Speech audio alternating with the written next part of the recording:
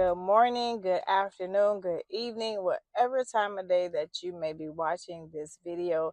It is time for this week's Unlocked Card Chronicles, coming from Unlocked, being freed from your dysfunctional prison.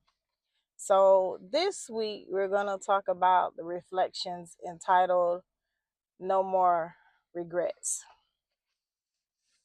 So, I'm just going to this is from chapter 9, the call, which was a trigger warning chapter, where I got the call that my mother had passed. So I go into a little detail about that. But the regret, just to kind of sum it up before going into the reflections, the regret that I had in this particular chapter that kind of haunted me for years was my mom had got really sick. She had this disease called scleroderma, so there were certain things that she could not eat. And so during this particular time, it was June. We're in June, huh? Of course. We're in June now, and it was my birthday, and they had her and my daddy had bought me a card and some cake. Well, my mom couldn't eat the cake because technically it would make her sick, but she wanted to share a slice of cake with me. And at that time, I was just sucked in to this toxic relationship. And I was like, no, I want to take a picture of the cake first, want to share it with him and this and another. Knowing that she couldn't eat the cake, but not realizing the magnitude of her saying, I want to share this slice of cake with you. So that was on June 26th. Then like a week later, July 2nd, she passed. And I was, all this about the cake. Barely took a picture. Well, I did take a picture of the cake, but the person that I was with, Mr. X or whatever, he didn't even come back to spend my birthday with me. He was with somebody else. And it was a sad look on her face. Because we didn't share the cake. So of course, I felt bad and I was just like, you know what? I'm gonna get you. You're gonna come to my house. We're gonna eat the cake together. First slice or whatever. We're gonna do this, me and you together. And she kept saying, "We'll see, we'll see." And I didn't understand why she kept saying, "We'll see." She knew she was about to transition. I didn't. But that was like the one of my biggest regrets was I didn't understand at that moment, but it's like after she died and I went back home after leaving the hospital, it's like I looked at the cake and it just made me sick. It made me nauseous because I was just like, it really would have made her sick to eat the cake, literally to the point of vomiting. But she was willing to do that for me, to share that last birthday memory with me. And I didn't even know that it was going to be a last birthday memory.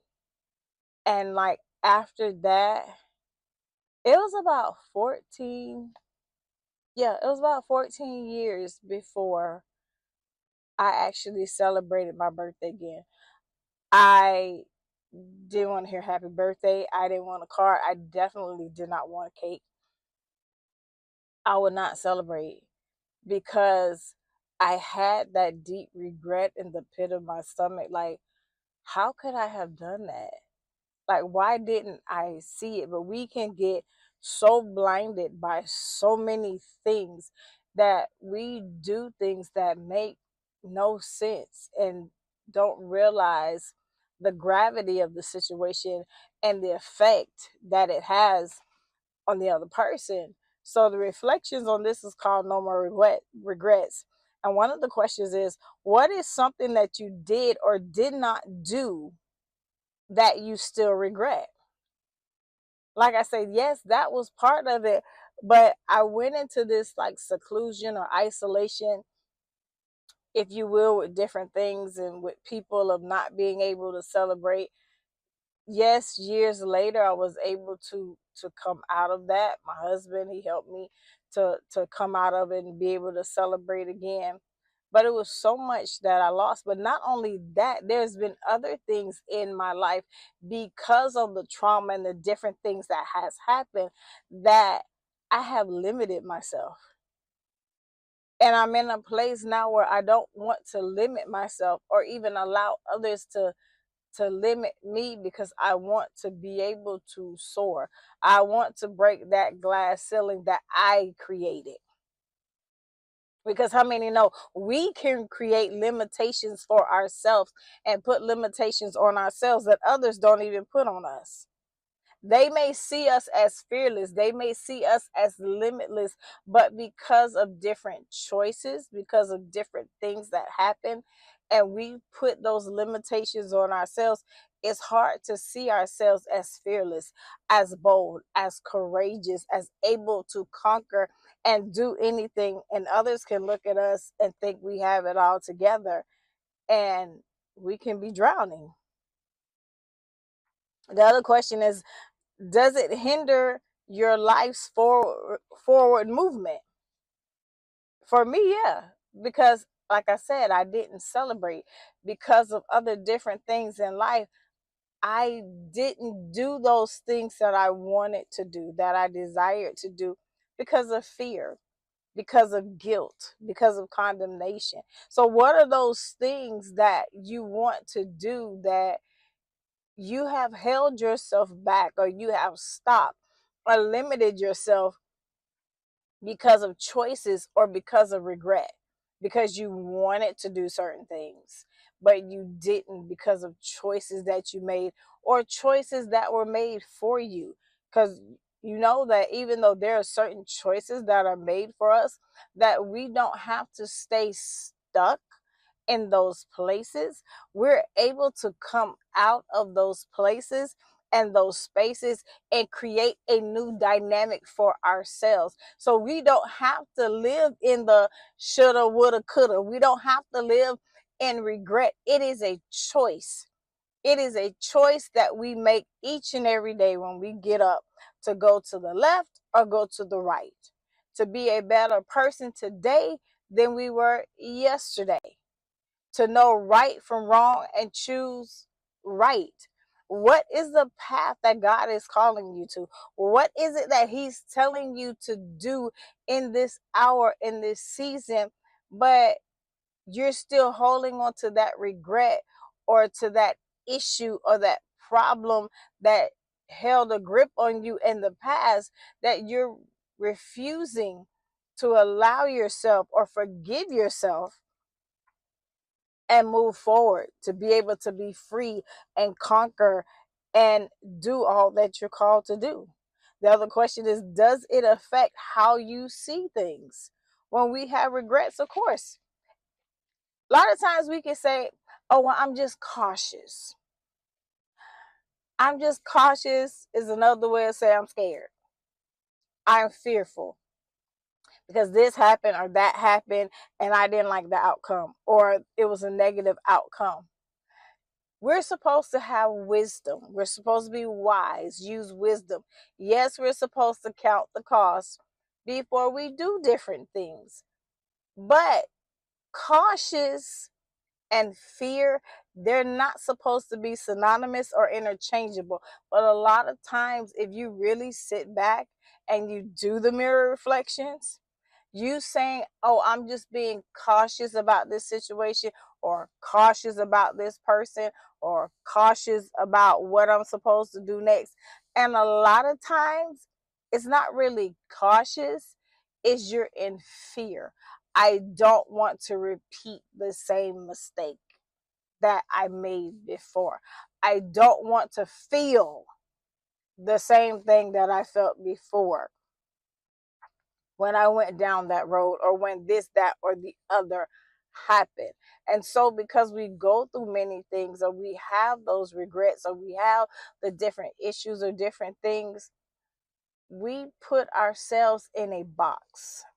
We put breaks where God is saying, No, I need you to go.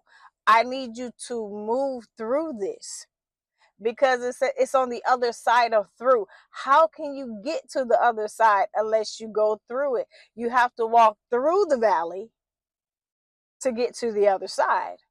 How do you get out the house? You got to go through the door. How do you have to go get out the street? You got to go down the street. You got to go through the stop sign of the light after, of course, after you yield. Don't just run through the stop sign. You know what I'm saying? But you have to go through. If we keep stopping anytime we have regrets, or we keep stopping anytime things don't go the way we think they should go, or they go to the left versus to the right, then we're not going to get to our purpose and our predestined place. So the last question is, have you taken steps to change your thoughts and actions? Because it's you taking the steps to change your thought pattern, to change your actions. And once again, say it every time, it's Jesus and therapy. It's together. Because sometimes we get stuck in the muck and the mire, and we don't know how to get ourselves out. We know, but we don't know. Or we're so stuck in our feelings or our emotion or being depressed or so broken that, guess what? We need help. And sometimes it takes you just sitting down, not with anybody, a counselor, a life coach, a therapist, maybe even a psychiatrist, but sitting down with someone who is not going to benefit from what it is you're telling them, that is not going to use or weaponize the things that you share with them against you, or have it stored up like ammunition for later use. No, you go to a therapist, a counselor, a life coach for a neutral party that is going to hear what it is you have to say, that's going to ask the key questions to help pull things out of you that you hadn't thought about before, that you hadn't even pondered or even looked at, and to get to the root issue, the deeper issue. Yeah, you're looking at the regret, but it's something deeper than the regret. It's something deeper than, it is deep. And it's so deep, my mic went out. The devil is a lie. I am going to finish this. And that's what I'm talking about, how it goes deeper than regrets. It goes so deep that those things that when they go left or don't go according to plan, it's like, I don't want to do this anymore. And it could have been so easy that I say, you know what? Even this is a stretch for me. It's uncomfortable, but it's a stretch because it's necessary. But a lot of times when we get into those spaces and places, and what seems to be quote unquote easy, and then when it's not, then we give up, or we find an excuse to not finish what it is that we started. And we can no longer be in those spaces. We can no longer be in those places. We can no longer have those regrets because of things that happened to us in the past. So I needed to come back and finish it because it was almost at the very end of the segment. But just remember, don't allow the traumas of your past to imprison your future. It is time to get unlocked. It is time to say no more regrets. It is time to say, I'm breaking out of that stereotype. I'm breaking out of that stigma. I'm breaking out of that cave. I'm breaking out of that box. Take this time this week as you go through and listen or watch the video. What is it that you're regretting, or you're saying, I'm just being extra cautious, but it's really fear that you need to change? And if it's something that you don't believe you can do on your own, seek help in order to make the change, to make the difference, because somebody is waiting on you. Somebody needs you. They need your voice. They need your gifts, your talents, your expertise. They need to know that you made it out of whatever the situation is, because they need you. Just like we need people to come into our life and give us that other piece of that puzzle that we need to go on to our next iron sharpening iron. Guess what? Just like we need people, someone needs us. So it's time to get out of regrets. It's time to get out of the shoulda, coulda, wouldas. It's time to step on the new path and move forward to do what it is that you have been called and predestined to do. And remember, the motto is, don't allow the traumas of your past to imprison your future. It's time to get, my shirt say, unlocked. Welcome to your new journey. If this episode has helped you, if it has enlightened you, please share this with someone else, like and subscribe, so that others will be able to benefit from this information and be able to get on the path to recovery, renewal, and out of dysfunction. I hope you've enjoyed this week's episode of Unlocked Car Chronicles. Have a great rest of your day.